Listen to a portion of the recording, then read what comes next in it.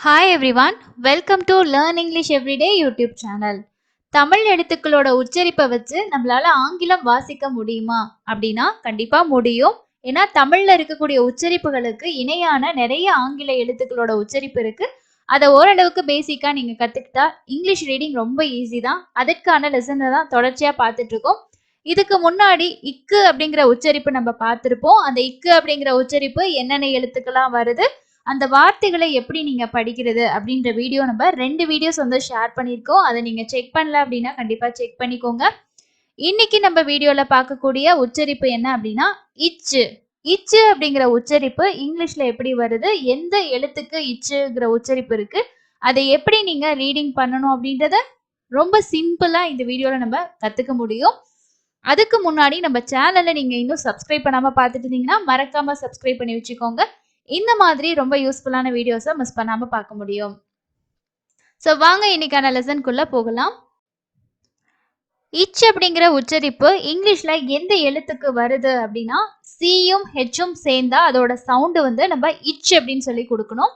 இப்ப சி அப்படின்னா சியோட இக்கு அப்படிங்கிற சவுண்டு, ஹெச்சோட சவுண்டு, இது ரெண்டையும் தனித்தனியா நம்ம உச்சரிக்க கூடாது. இந்த 2 கான்சனன்ட் எடுத்தும் சேர்ந்து வருது அப்படின்னா அதோட உச்சரிப்பு நமக்கு என்னன்னு வரும்? இச். இச் அப்படிங்கிற உச்சரிப்பு வரும். ஸோ ஃபர்ஸ்ட் இதோட படிக்கிறதுக்கான மெத்தடை நம்ம தெரிஞ்சுக்கணும். அப்பதான் உங்களுக்கு ஈஸியா படிக்கிறதுக்கு முடியும் வார்த்தைகளை. இப்போ இங்க சிஹெச் அப்படின்றது இச்சு. ஸோ இங்கிலீஷ்ல தமிழ்ல எப்படியோ உயிரெழுத்தையும் மெய்யெழுத்தையும் சேர்த்து உயிர்மெய் எழுத்தா மாத்தி படிப்போம் இல்லையா, அதே மாதிரி தான் இங்கேயும் நம்ம இந்த 2 கான்சனன்டும் சேர்ந்து என்ன சவுண்டு வருது? இச்சு அப்படிங்கிற சவுண்டு வருது. ஸோ ஏயோட சவுண்டு ஆங்கிற சவுண்டு வந்துச்சுன்னா இச்சு ஆ சே இல்லைன்னா சா, அந்த மாதிரி வார்த்தைகள்ல இந்த உயிரெழுத்தோட சவுண்டை பொறுத்து நமக்கு உயிரெழுத்தையும் மெய்யெழுத்தையும் நம்ம சேர்த்து வந்து படிக்கணும். ஸோ ஃபர்ஸ்ட் வந்து பாருங்க, இங்கிலீஷ்ல இருக்கக்கூடிய உயிரெழுத்துக்கள்ல 5 உயிரெழுத்துகள் இருக்கு.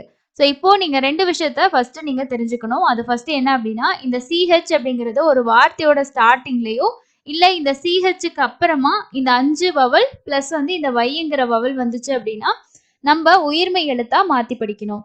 சிஹெச் ஏ அப்படின்னு வந்தாலும் நம்ம என்ன படிக்கணும்னா இது இச்சு, இந்த ஏயோட சவுண்டு ஆங்கிற சவுண்டு வந்துச்சுன்னா சா சா சே அப்படின்னு படிக்கணும். ஓகே, சே அந்த மாதிரி படிக்கணும்.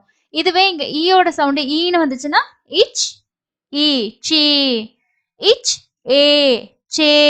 ஓகே, ஸோ அந்த மாதிரி நம்ம வந்து உயிர்மெய் எழுத்தா மாத்தி படிக்கணும். அதே போல அடுத்து ஐ இருக்கு. ஐயோட சவுண்டு ஈன்னு வருதுன்னு வச்சுக்கோங்க. அப்போ இச்சு ஈ சி. இதுவே இந்த ஐயோட சவுண்டு வந்து ஐன்ற சவுண்டு வந்துச்சுன்னா இச்சு ஐ சை சை அப்படின்னு படிக்கணும். அதே மாதிரி இங்க பாருங்க, ஓவோட சவுண்டு ஓங்கிற சவுண்டே வந்துச்சுன்னா சோ சோ அந்த மாதிரி படிக்கணும். இங்க யூக்கு வந்து ஆங்கிற சவுண்டு வந்துச்சுன்னா இச்சு ஆ சா இச்சு ஆ சா. இங்க வை நான் ஏன் வந்து கொடுத்துருக்கேன் அப்படின்னா 5 வவல்ஸ் தான் இருக்கு. இந்த வை அப்படிங்கிறதுக்கு 2 வவலோட சவுண்ட் இருக்கு. அதாவது இந்த ஐயோட ஆல்டர்னேட்டிவ் சவுண்ட் வந்து வரும்.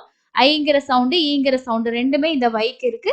ஸோ அதனால உங்களுக்கு இந்த வவல்ஸ் கூட வர்றதுல இந்த வையை நான் உங்களுக்கு ஆட் பண்ணியிருக்கிறதுக்கு ரீசன் நீங்க ஞாபகம் வச்சுக்கணும் அப்படின்னு தான். ஸோ ஃபர்ஸ்ட் ஒரு வேர்ட்ல நீங்க பார்க்கணும் இந்த சிஹெச் வந்து எந்த இடத்துல இருக்கு. அதாவது இந்த சிஹெச்சுக்கு அப்புறம் வவல் வந்துச்சுன்னா நம்ம என்ன பண்ணணும்? இச்சுங்கிற சவுண்டையும் அந்த வவலோட சவுண்டையும் சேர்த்து உயிர்மெய் உச்சரிப்பா நம்ம மாத்தி படிக்கணும். அடுத்து 2வது விஷயம் என்ன நீங்க தெரிஞ்சுக்கணும் அப்படின்னா, இந்த இச்சுன்ற சவுண்ட் இருக்கு இல்லையா, இந்த சிஹெச் பெரும்பாலான வார்த்தைகள்ல அது கடைசியில வரும், இல்லைன்னா ஒரு கான்சனன்ட் எழுத்துக்கு அப்புறம் வரும். ஸோ அப்போ நாம எப்படி படிக்கணும் அப்படின்றது தான் உங்களுக்கு இங்க ஒரு சில எக்ஸாம்பிள் கொடுத்துருக்கேன். இப்போ ஒரு வேர்ட் அடிச்சுக்கோங்க, ஒரு வார்த்தை வருது, அந்த வார்த்தையில டி வருது, அந்த டீக்கு அப்புறமா சியும் ஹெச்சும் சேர்ந்து வருது. இப்போ இங்க சிஹெச்சுக்கு அப்புறமா எந்த ஒரு வவலுமே இல்ல, அதுக்கு முன்னாடி ஒரு கான்சனன்ட்டா இருக்கு. இப்போ நீங்க எப்படி இந்த வார்த்தையை படிக்கணும் அப்படின்னா, இந்த டீயோட சவுண்ட் இருக்கு இல்லையா, அது என்னது? இட்டு. சிஹெச்சோட சவுண்ட் என்னது? இச்சு. இச் அப்படின்னு படிக்கணும். அதாவது இட்டும் இச்சும் அப்படியே தனியா வரும். நீங்க அங்க எதையுமே உயிர்மெய்யாவோ எதுவுமே மாத்த தேவையில்லை. அந்த சவுண்ட் அப்படியே நீங்க படிச்சாலே போதும். அதே மாதிரி என் சிஹெச் அப்படின்னா இன்ச், இன் இச் இன்ச். அடுத்து பாருங்க ஆர்சிஹெச் இர்ச், இர் இச் இர்ச். ஸோ உங்களுக்கு 2 மெத்தட் நான் சொல்லி கொடுத்துருக்கேன். ஃபர்ஸ்ட்ல இந்த சிஹெச்சுக்கு அடுத்தது உயிரெழுத்துகள் வந்துச்சுன்னா அந்த சிஹெச்சோட சவுண்டையும் அந்த உயிரெழுத்தோட உச்சரிப்பையும் சேர்த்து உயிர்மை உச்சரிப்பா மாத்தி படிக்கணும். இதுவே உங்களுக்கு கான்சனன்ட் வந்து அதாவது மெய்யெழுத்து வந்து மெய்யெழுத்துக்கு அப்புறம் இந்த சிஹெச் வருதுன்னா அங்க எதுவுமே நீங்க மாத்த தேவையில்ல. சிஹெச்சோட உச்சரிப்பு அப்படியே வரும். இது ரெண்டையும் ஞாபகம் வச்சுக்கிட்டீங்களா? ஸோ வாங்க ஒவ்வொரு வார்த்தைகளா படிக்க ஆரம்பிக்கலாம்.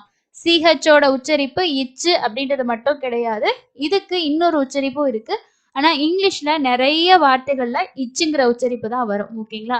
ஸோ ஒரு 100% எடுத்துக்கிட்டீங்கன்னா ஒரு 80% இருக்க வார்த்தைகள்ல இச்சுங்கிற உச்சரிப்பு வரும். ஸோ அடுத்து இன்னொரு உச்சரிப்பது என்ன அப்படின்றத நம்ம அடுத்த வீடியோஸ்ல பார்க்கலாம்.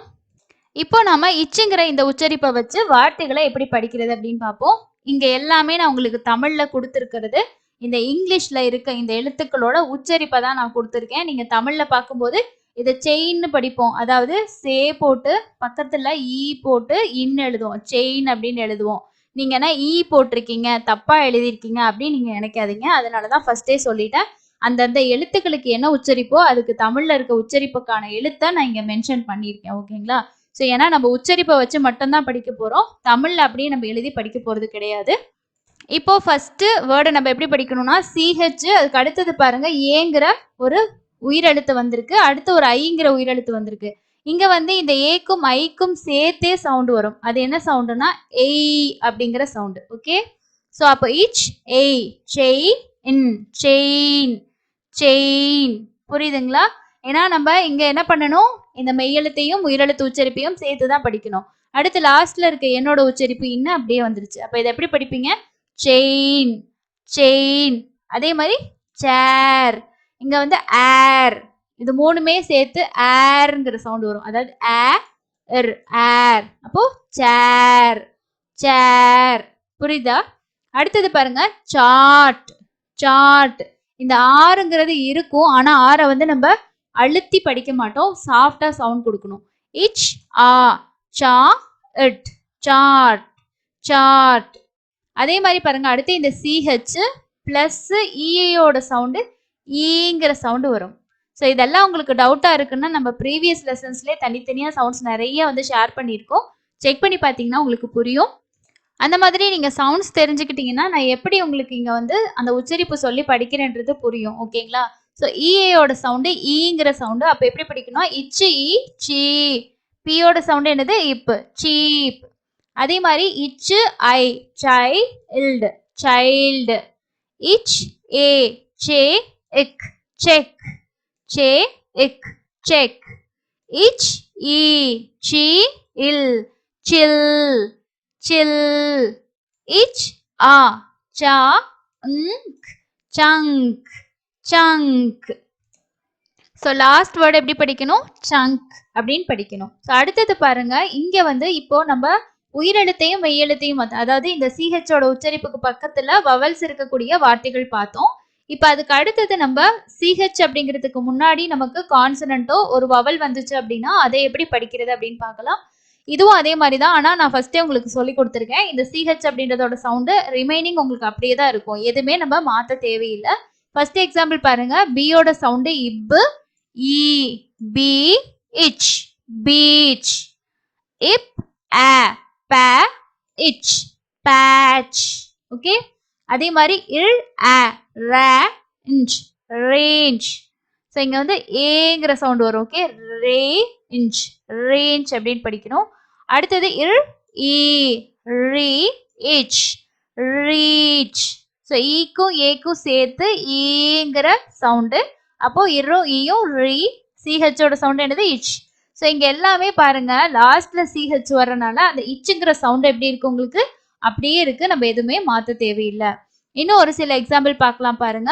ஸோ இங்கேயுமே நமக்கு சிஹெச்ன்றது லாஸ்ட்ல வருது, ஒரு வார்த்தையோட கடைசியில வருது, அதுக்கு முன்னாடி எல்லாமே கான்சனன்ட் இருக்கு. ஸோ அதுக்கு முன்னாடியே வவல் இருந்தாலும் உங்களுக்கு எந்த பிரச்சனையும் கிடையாது. ஸோ இங்க பாருங்க யூங்கிற வவல் இருக்கு, ஆனா இது உங்களுக்கு இந்த எதுவுமே மாத்தாது. என்ன ரீசன்னா இந்த யூ வந்து இங்க முன்னாடி இருக்கக்கூடிய கான்சனன்ட்டோட சேர்த்து உயிர்மெய் எழுத்தா மாத்திடுவோம். அப்ப சிஹெச்சோட சவுண்ட் எப்படி இருக்கும்? உங்களுக்கு அப்படியே தான் இருக்கும். First example March. ஸோ இது வந்து ஆர்ங்கிற சவுண்ட் ஏயா இருக்கு. அப்போ ஆர் மார் இச் மார்ச். ல் ஆ லஞ்ச் லஞ்ச். ட் ஆ ட இச் டச். இங்க ஹே இச் ஹெச். ஹெச். ஓகே. ஸோ இன்னைக்கு வந்து தமிழ்ல இருக்கக்கூடிய இந்த இச்சு அப்படிங்கிற உச்சரிப்புக்கு இங்கிலீஷ்ல என்ன எழுத்து வரும்? அந்த இங்கிலீஷ்ல இருக்க சிஹெச்சுக்கும் இச் அப்படிங்கிற உச்சரிப்பு தான் வருது. அப்போ தமிழ்ல இருக்கக்கூடிய இந்த உச்சரிப்பு உங்களுக்கு தெரிஞ்சுச்சுன்னா, இந்த சிஹெச்ங்கிற எழுத்து உச்சரிப்பு உங்களால ஈஸியா கத்துக்க முடியும். அண்ட் அதே மாரி நீங்க ஈஸியா உச்சரிக்கவும் முடியும். ஓகேங்களா? ஸோ இப்போ இந்த வீடியோல நம்ம 2 விஷயத்த கத்துக்கிட்டோம். சிஹெச்ங்கிறதோட சவுண்ட் இச்சுன்னு தெரியும். இந்த சிஹெச் கூட உயிரெழுத்தான 5 எழுத்துக்கள் வரும்போது எப்படி படிக்கணும்? உயிர்மெய் எழுத்தா மாத்தி படிக்கணும்.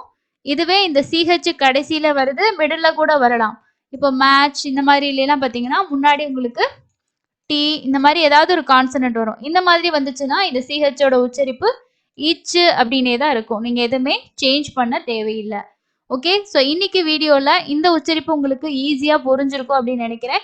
இங்க நான் குடுத்திருக்க இந்த வார்த்தைகள், இந்த வேர்ட்ஸ் இருக்கு இல்லையா? இந்த வேர்ட்ஸ் எல்லாத்தையும் நான் எப்படி படிச்சேனோ, அதே மாதிரி நீங்களும் இந்த சவுண்ட்ஸ வச்சு பிராக்டிஸ் பண்ணி பண்ணி பாருங்க. இன்னும் நெறைய வார்த்தைகள் இருக்கு. இப்ப நான் சொல்லிக் குடுத்த மெத்தட வச்சு இன்னும் நெறைய வேர்ட்ஸ் நீங்களே ஓனா ரீட் பண்ணலாம். சவுண்ட்ஸ் கத்துக்கிறது ரொம்ப சிம்பிள். ஓகேங்களா? ஸோ நம்ம சவுண்ட்ஸ் மட்டும் கத்துக்கிட்டோம் அப்படின்னா, அந்த சவுண்ட வச்சு டெய்லி பிராக்டிஸ் பண்றது மூலமா உங்களால இங்கிலீஷ் நல்லா சரளமா வாசிக்க முடியும். தமிழ் நம்ம எப்படி எழுத்துக்கள் வந்து உச்சரிப்பு கத்துக்கிட்டு வாசிக்கிறோம், அதே மாதிரி உங்களால இங்கிலீஷும் வாசிக்க முடியும். அடுத்தடுத்து இன்னும் நெறைய உச்சரிப்புக்கு வீடியோக்கள் வரும். ஸோ அத மிஸ் பண்ணாம பார்க்கறதுக்கு சேனல சப்ஸ்கிரைப் பண்ணிக்கங்க. அண்ட் இந்த வீடியோ யூஸ்ஃபுல்லா இருந்துச்சா இல்லையா அப்படின்றத மறக்காம இப்பவே கமெண்ட்ஸ்ல ஷேர் பண்ணுங்க. இன்னொரு பயனுள்ள பதிவுல சந்திக்கலாம். Thank you.